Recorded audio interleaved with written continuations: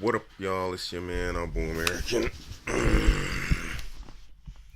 um, Interesting day yesterday. Got into a near 3 hour conversation slash debate with a PhD feminist.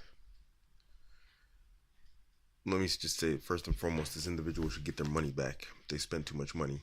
Although they didn't study gender studies and all this stuff, they're definitely like very steeped in feminist ideology, and I don't overestimate nor hold in exceptional regard my own intellectual capacity.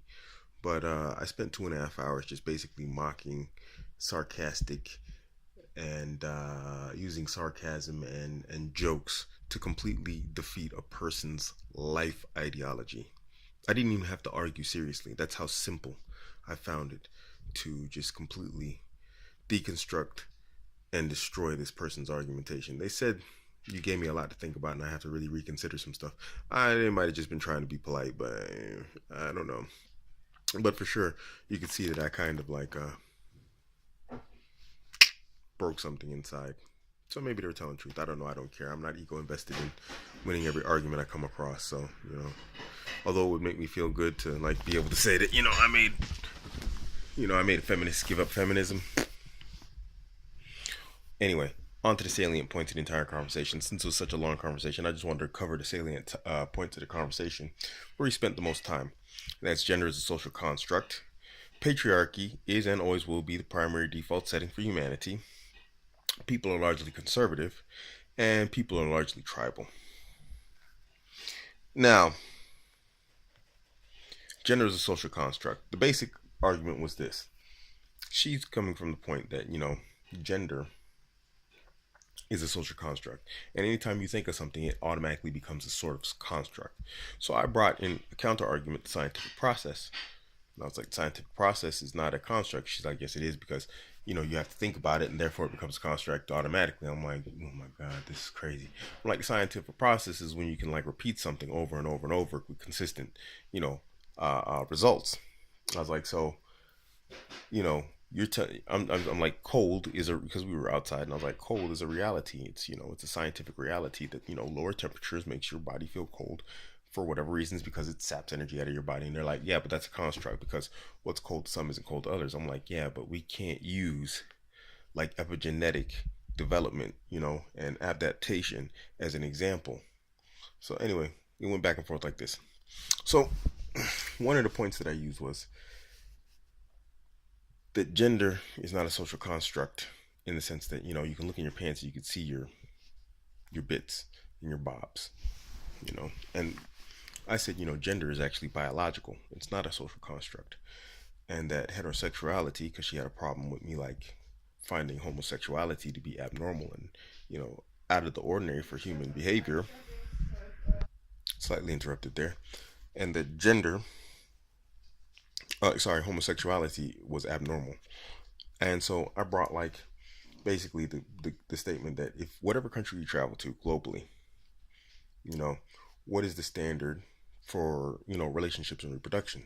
I was like, heterosexual male female relationships, not male male, not female, not female to female, but male to female. And I was like, so if it's a social construct, then why is it that regardless of the social structure of whatever continent you go to, heterosexuality is the norm? I'm like, these people don't share languages, religions, ethnicity. They don't share culture. I'm like, there are complete differences between, across the board between all of them. There's no real unifying factor other than what? And she's like, I don't know. And I was like, humanity. I was like, so if humanity is the common denominator and factor, I was like, what does that lead you to? Understand. And you can see her like trying to do mental backflips in the hamster wheel going to try and get out of saying biology. It's biology, people. Gender is not a social construct. It's biological. So, I mean, I could go further on the social construct thing, and it did go into more detail, and I kind of just trounced that whole argument until she wanted to change the subject. Patriarchy. Of course, she had to go in on patriarchy. And I went into the whole egalitarian cycle, basically. If you don't know the egalitarian cycle, go look it up. But patriarchy is and always will be the primary default setting of humanity. Why? Well, when everything goes bad and everything goes wrong and stuff needs to be built and order needs to be established and security and safety needs to be established, who is it that's dependent upon? Men. We are the builders and maintainers of society.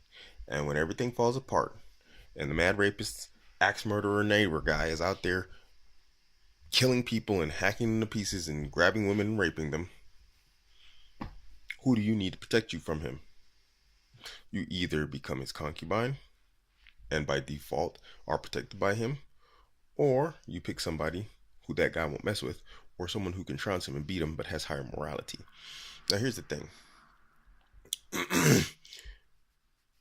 Female craves security and provisioning more than anything else. Their security comes into the whole provisioning thing. They attach no morality to it. If you're an absolute moralistic, absolute just devoid of any moralism to how you provide that security and that provisioning, she's not really going to care. Not in like a difficult situation. Maybe now when we go outside in their social society and it's illegal, and those with greater power, aka the law, the government, can come and conk you over the head. Well, yeah, now it's not like a desirable attribute. But if social structure, the social fabric of humanity or societies that we live in falls apart, they're not going to care as long as you treat them with a degree of favor, I suppose is the word, a degree of politeness. They're going to accept that you go out, you murder, maim, and kill in order to provision and secure her safety. So, patriarchy is always the fallback for humanity. It always will be. Because if society collapses tomorrow, Xena warrior women aren't going to pop out of the bush, start fighting the bad guys, the invaders, or whatever, zombie apocalypse. They're not going to go out and do that. It's not TV, it's not reality.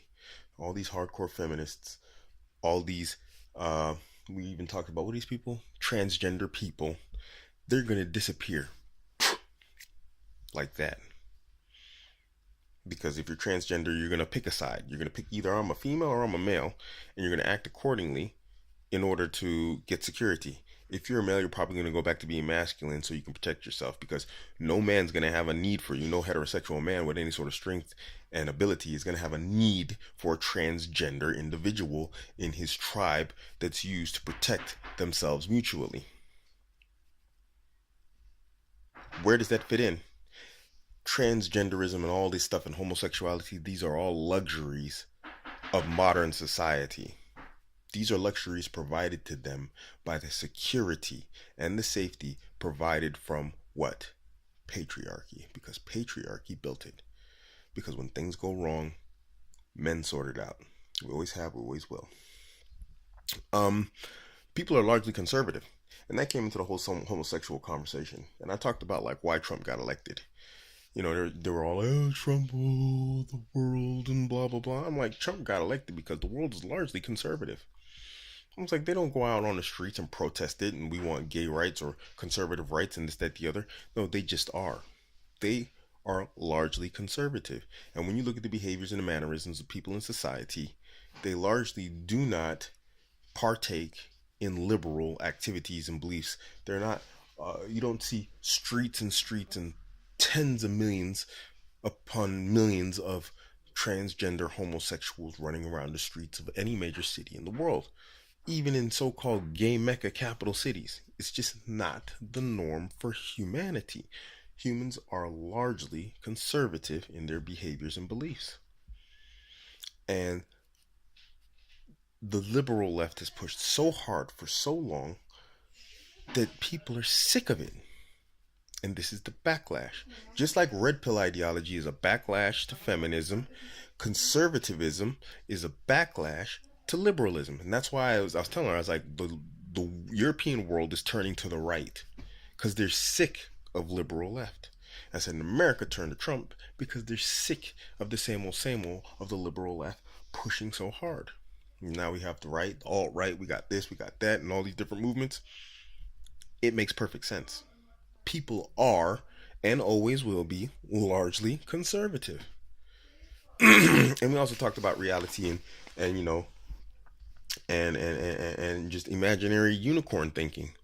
And I'm like, the reality is, and I actually said this, is that I'm a black male and I live in a largely white, homogenous society of Europe. I consider Europe to be one society. I'm like, I am the odd man out here.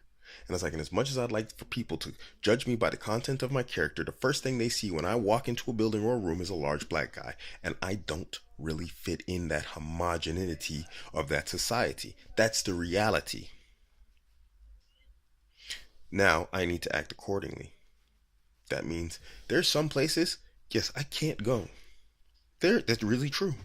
Because there's a chance that I might endanger myself by just, fruity do, I can just go here because everybody should love me for being human. No, they don't.